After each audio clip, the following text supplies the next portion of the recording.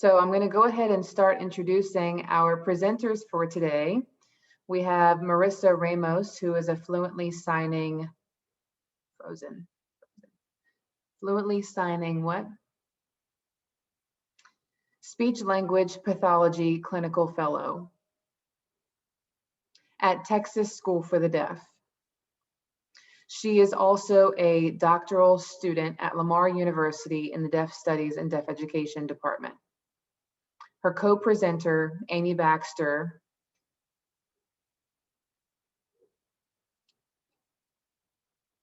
sorry, we were freezing. We have Amy Baxter, who has served as a parent-infant advisor and preschool teacher at Texas School for the Deaf, and deaf-blind consultant for the comprehensive programs at Texas School for the Blind and Visually Impaired. She currently also works as an independent educator and transition consultant for students who are deaf with additional disabilities and deaf-blind from birth to 25 years of age. So we are excited to have the two of you here today. We can now encourage you to use the chat during this presentation. We really want your engagement during this presentation, and we will try to use chat messages. We'll send out a poll to see who is participating in this session, to see who the participants are. Tammy, you can go ahead and start the poll.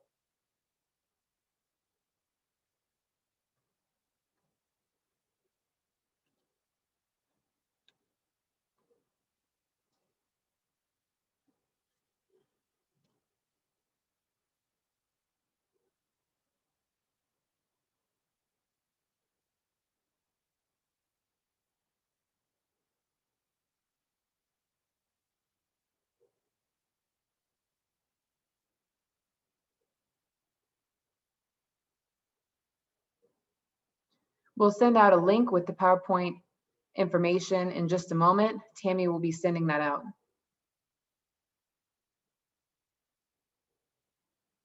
When you're finished with the poll, you can close it on your own, minimize or close. Okay, I'll turn it over to the two presenters. Thank you.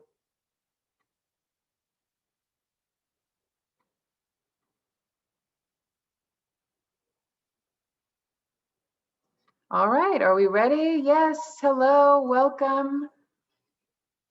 We are presenting about communication strategies for pre-linguistic deaf disabled students.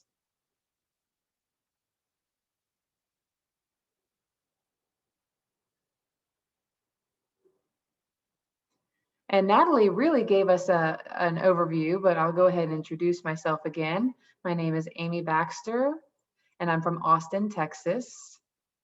I identify as deaf, even though I study deaf education LSL, spoken language. I graduated from the University of Texas in San Antonio, and upon graduating, worked at Texas School for the Deaf, TSD, in their parent-infant program from birth to 5. In the mornings, we will teach the 2- and 3-year-old classes language development and routine activities together. In the afternoons, we typically have home visits in the Austin area. In that program, so I worked in that program and then also at a blind school, Texas School for the Visually Impaired. Texas is a little bit different, where they don't have both deaf and blind on one campus. The deaf school has their legislative funding and superintendent, and the blind school has their own superintendent and funding. So I worked at the blind school as a deaf-blind specialist with no birth to 5 program, but they had age 6 to 21. And I focused on functioning communication skills all the way up to college support and planning. Some used sign and some spoke and some used tactile signing, and many use a combination. Deaf-blind have a disability, have additional disabilities. So the deaf school and blind school also work with the public school. And we also noticed a high need for more support. So I decided to start my business, ABC. and teachers are still incorporating ABC. So A, Amy, my last name, B, Baxter, and C, collaboration, to continue the Birth to 25 services, including school support, VR support, and the Medicare waiver support program as well. So that's my background and connected to today's presentation. Marissa, tell us about your background. Hi, I'm Marissa Ramos, and this is my sign name. I have a master's degree in speech language pathology from University of Houston. I am hearing. I work at Texas School for the Deaf, TSD. I'm also a doctoral student at Lamar University for Deaf Studies and Deaf Education, and I sign fluently. We had a comment that says Amy and Marissa, a true conundrum for us, because Amy has that listening and spoken language background and she's deaf, and then I have a speech therapy background and I sign. So we really have a wide range of interests and knowledge. So it's really exciting to share with you all today. Amy and I met when I observed her work at the blind school and really was immersed in her work and became very close, good friends with her. And I felt really that the key for success for our students is our friendship.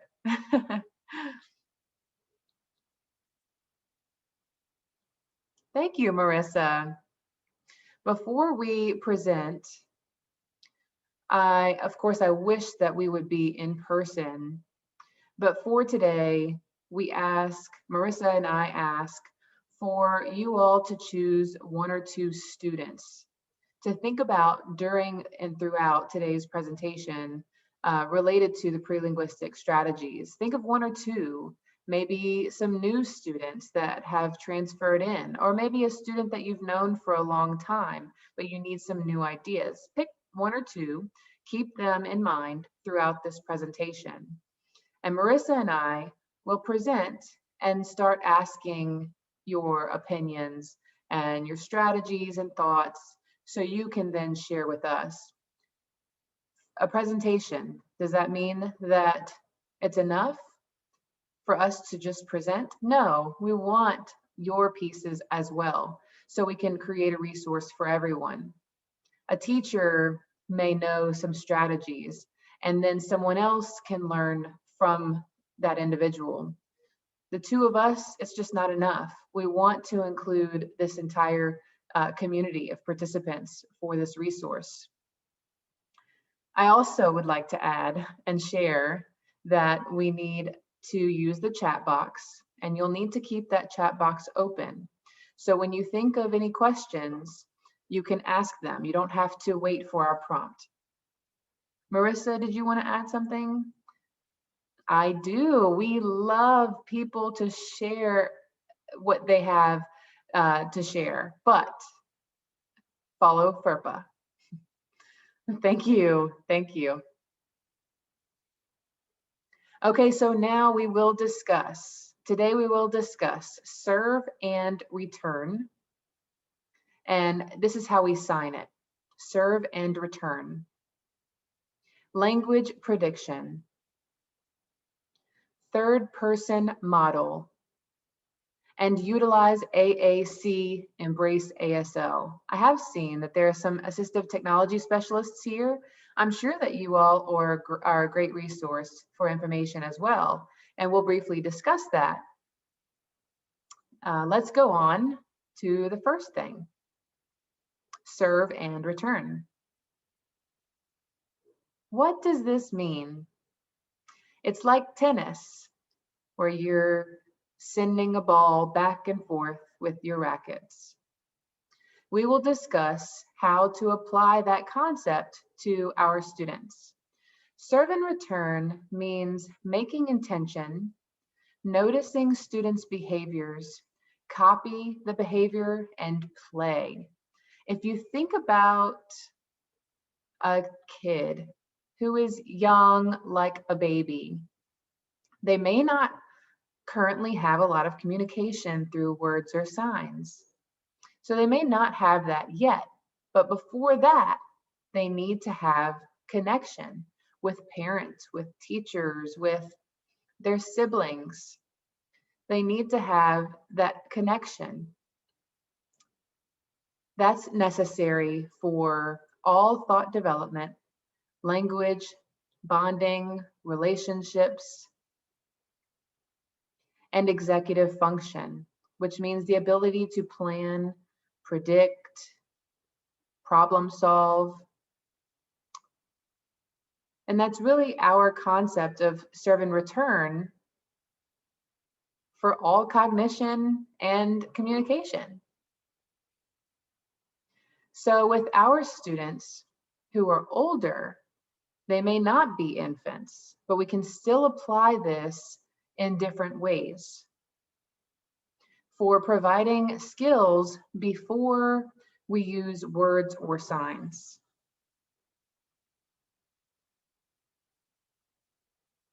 I will share a story. I have one student who's virtual currently, who I've never met in person, who is deaf. And thus far, it's been very hard to connect with them virtually. I remembered this concept, serve and return.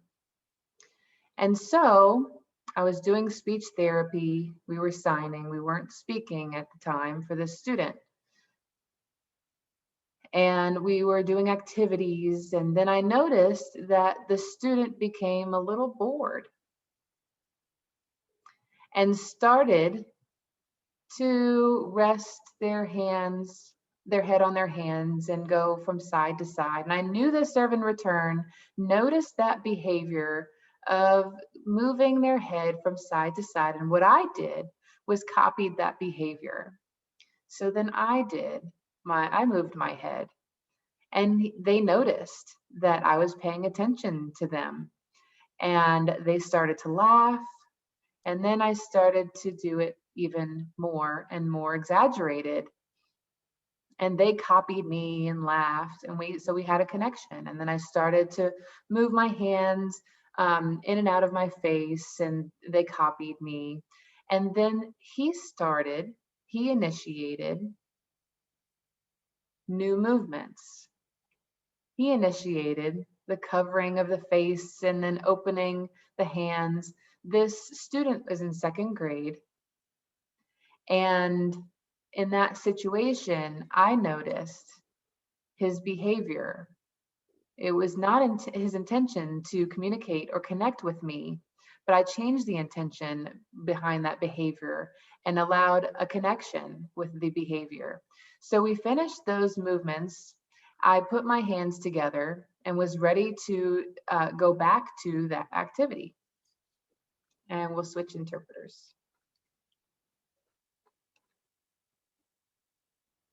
So instead of myself thinking and over and over again saying, hey, pay attention, are you ready?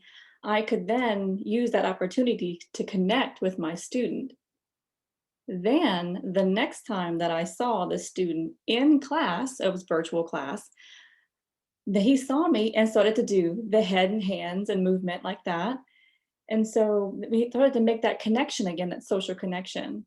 And so I love that story because it really shows how such a simple connection can be made just by, building that small connection with the students. And so that student has autism, and this is our sign, is AU.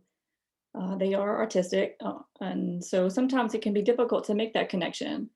But through serve and return, we can empower our students for them to initiate that social behavior.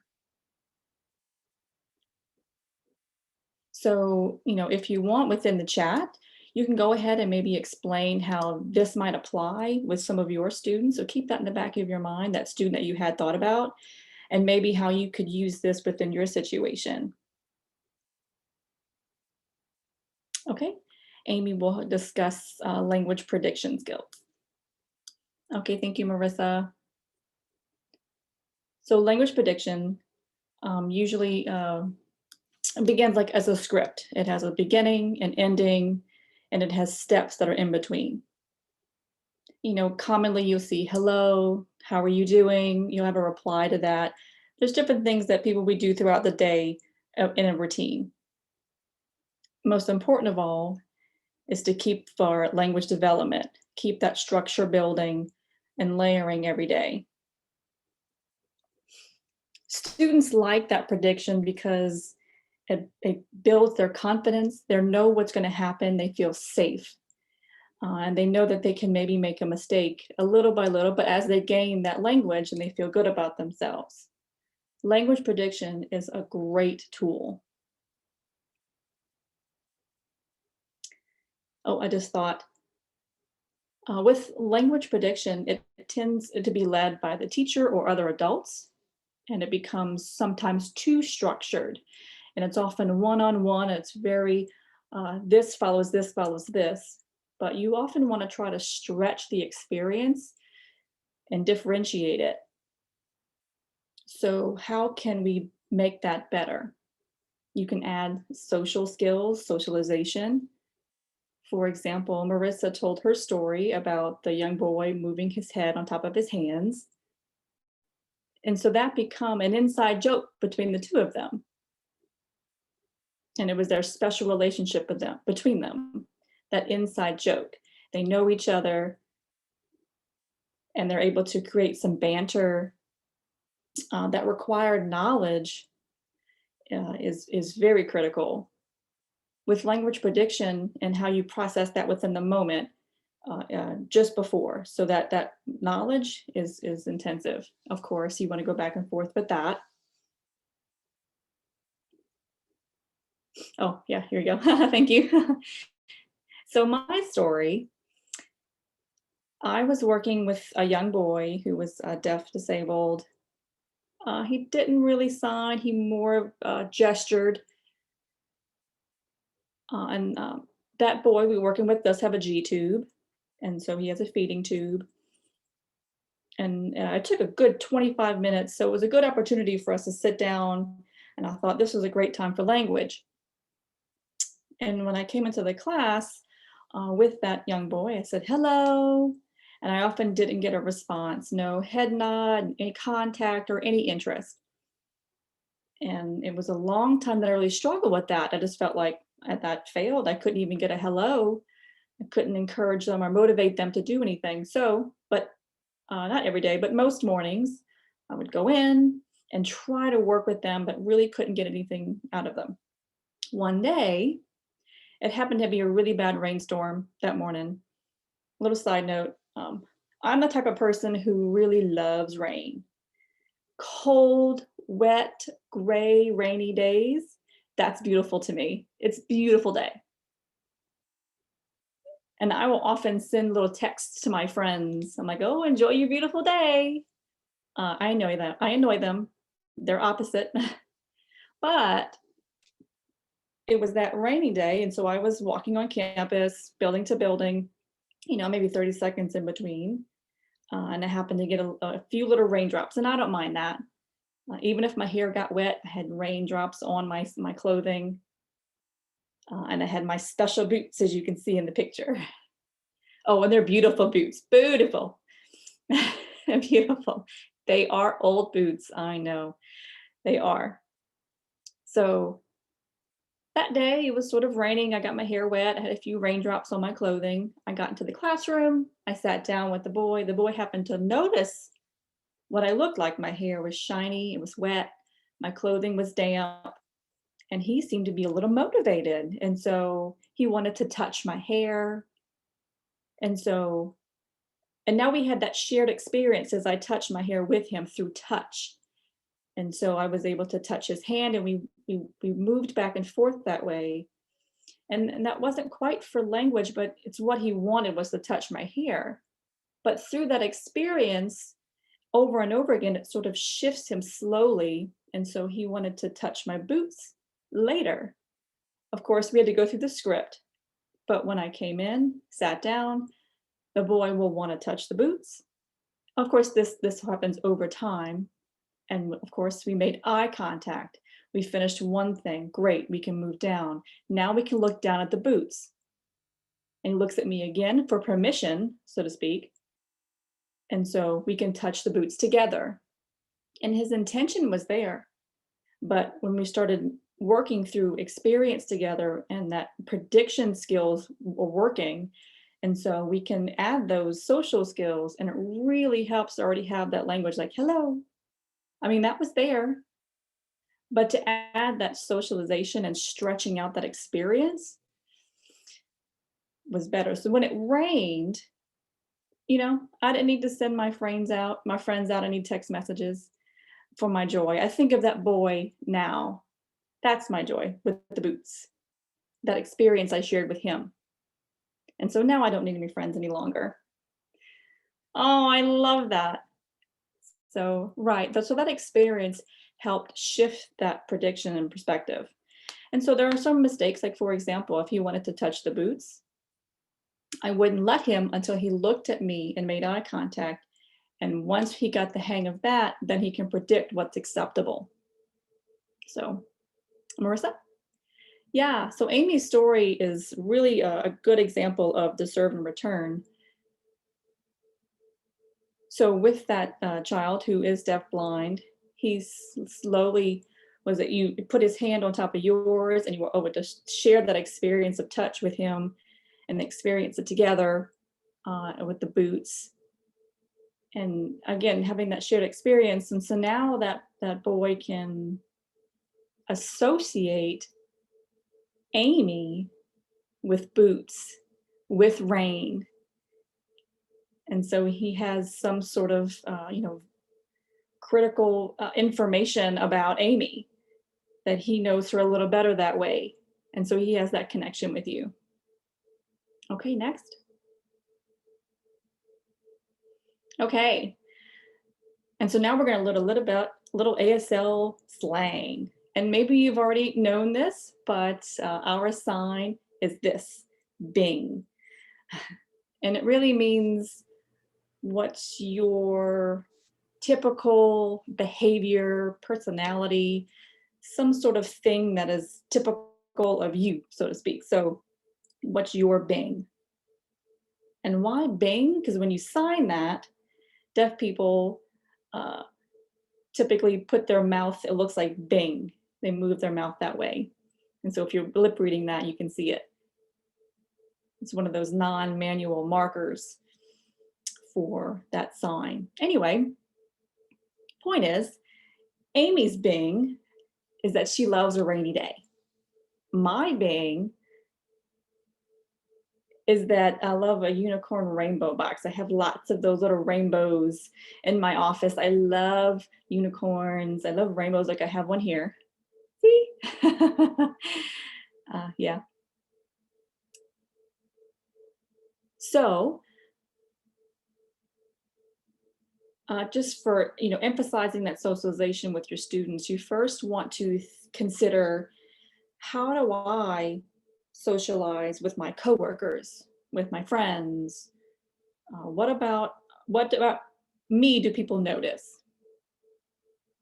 For myself, unicorn rainbow boxes, that's my conversation starter for a lot of my students. If were to come into my room and see that box, kids get excited, like, oh, look how cool, and they want to take a look at it. So, think of different things. What might be your Bing? What could be a conversation starter between you and your friends? And how could we apply that knowledge to share with our students and make that connection with them and with each other? So if you have your Bing, go ahead and add it to the chat. Okay, Amy. So we've definitely talked about different strategies.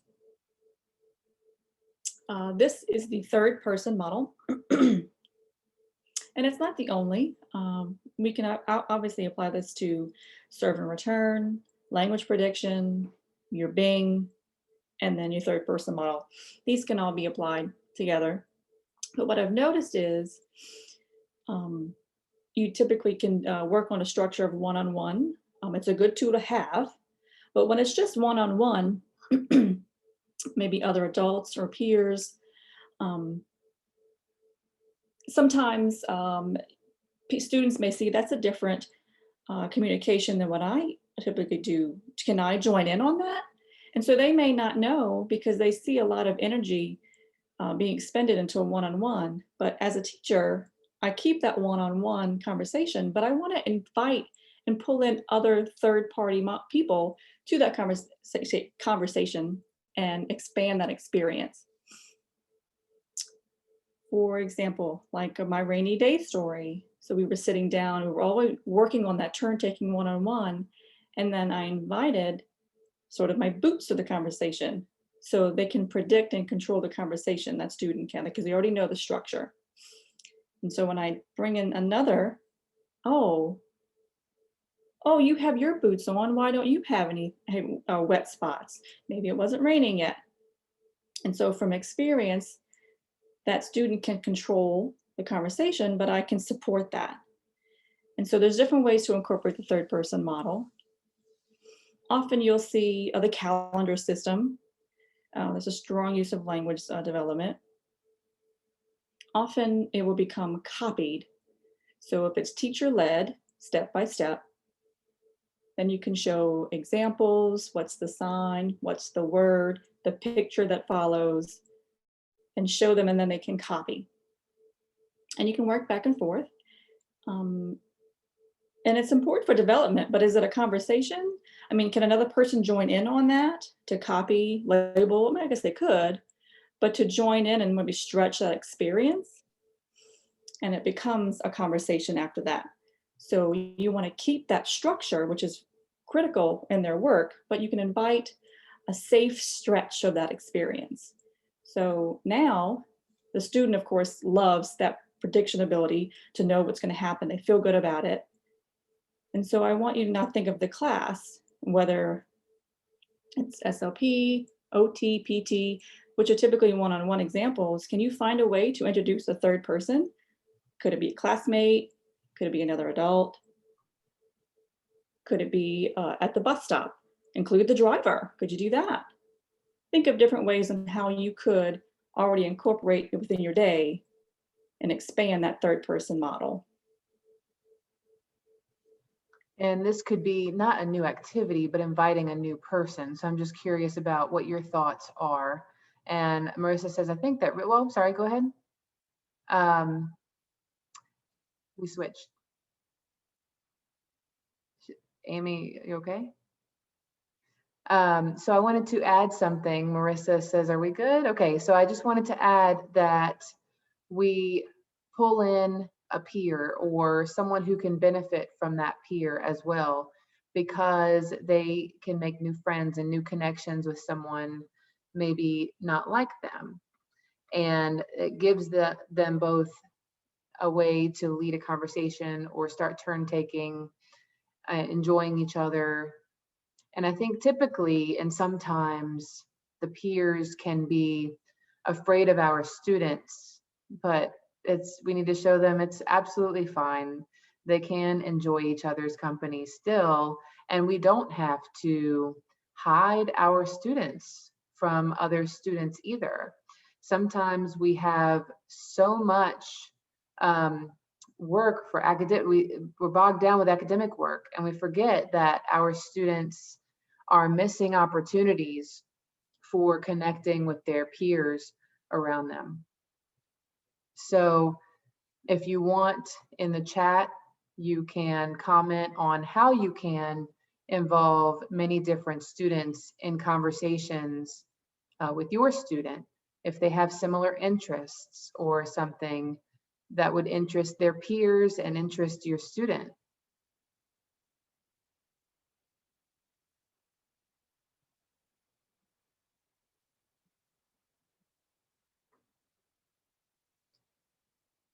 Our last thing that we're discussing today is using AAC.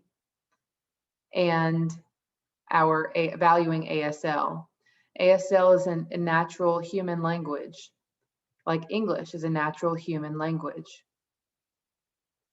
AAC means alternative, augmentative communication. And what that means is they're symbols that represent a language. So it's really important to know the difference between them. AAC is used to support natural language. If a child does not have exposure to natural languages, they have to have that first and always, and AAC can be used to support that fluency.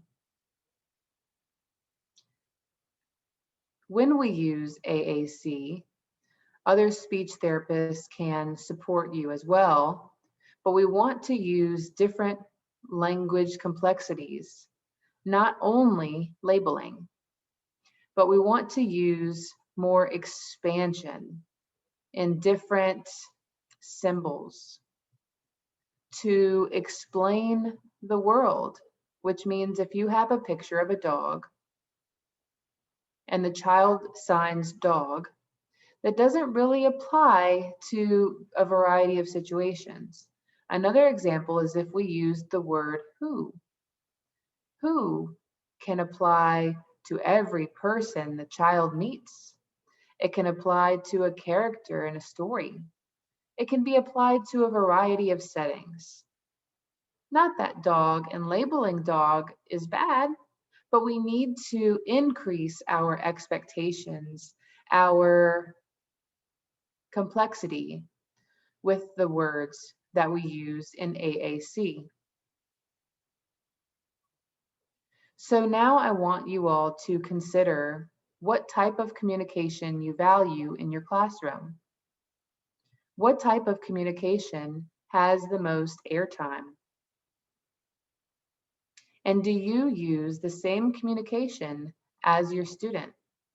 If we are modeling different languages and exposing a child to language, we need to be using the same system or the same language as our students. That applies to ASL.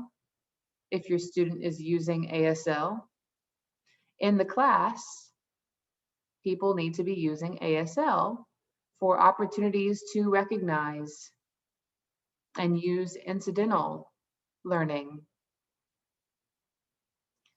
Incidental learning, which means a student may be noticing someone else's conversation and can learn from it. If your student is using AAC, think about how do I communicate with a student? Am I talking or signing? But the student responds with AAC. If you have an opportunity yourself and have your own device with AAC or a paper with printed symbols, like if your student has an iPad for technology or the Prolo Quo, maybe you can't afford the iPad, but you could have the paper such as this. So you use the same system as your student. And that's really important if we want to continue to expose the child to as much language as possible. Our modeling has to reflect our language for our student. And with that, here at TSD, we have our Bing, and we say, "We wish you well." I don't know where it was from or why we say it, but everyone here does that. Everyone says, "We wish you well." And I know that our discussion today really involved a lot of vulnerable students. Our deaf disabled students do not tend to have access to language or communication, and that affects a lot of their development. So we think most importantly, or more important than academics, than IEP goals, than work, is developing relationships with our students. I hope that we can provide you all with some strategies on how to do that. Maybe there are things that you already knew that we covered, but you have a reminder, oh yes, I could apply this to my daily work. So we really appreciate your time, your interest with our topic. And yeah, let's open it up for questions or comments. Natalie, would you mind popping up again to facilitate that?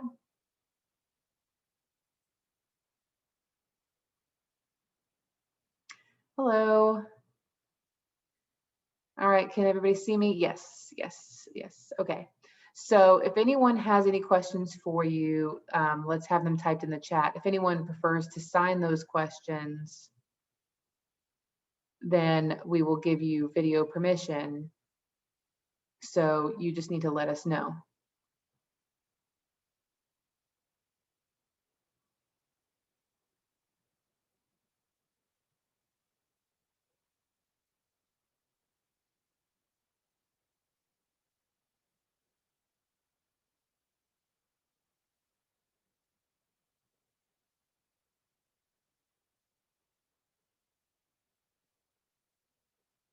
Marissa, would you mind switching to the last slide?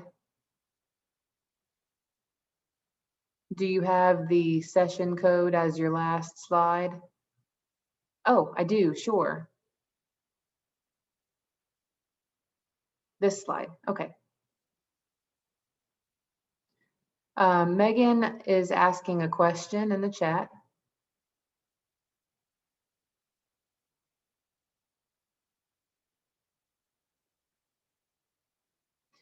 Marissa says we have a question. What is the oldest student you had that was pre-linguistic? What strategies did you use with that student? Amy, you can explain your experience with an older student. I can. The oldest would be 21 years old. The student that I'm thinking of is a student who had some hearing, very little hearing, and was visually impaired as well. Had no signing, no speaking, and no pictures. It was very hard and took a lot of time to communicate. Many teachers tried a lot of different things, and then it was my turn. And so then I felt that social relationship would become priority. And so I noticed over time, freezing.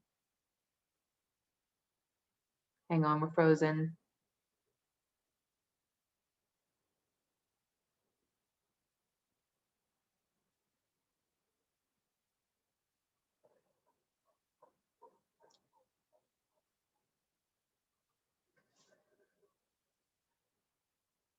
Okay, so I noticed over time, after weeks and weeks, I noticed that the child would pick up on specific sounds related to p, puh, puh, puh, but no actual word.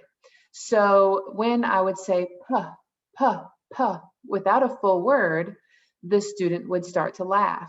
So we had a connection. So that puh, puh, the child would look.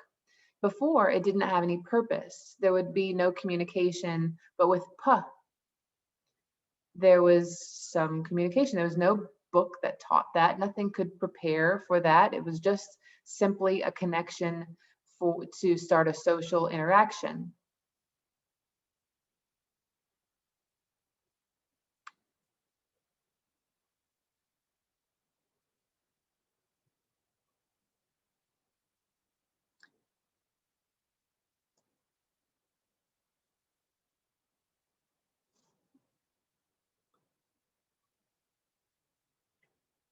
And then you could change the intonation of the puh and have an extended time of attention.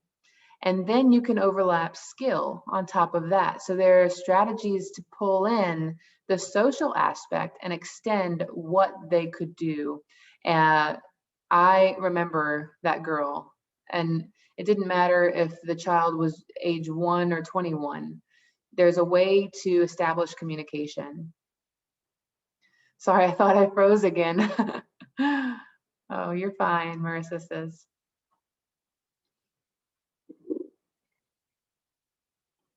Natalie says, okay, great. If there are no other questions, the two of you can go ahead and type your email address in the chat. And if anyone else has a question for later, they'll be able to email you.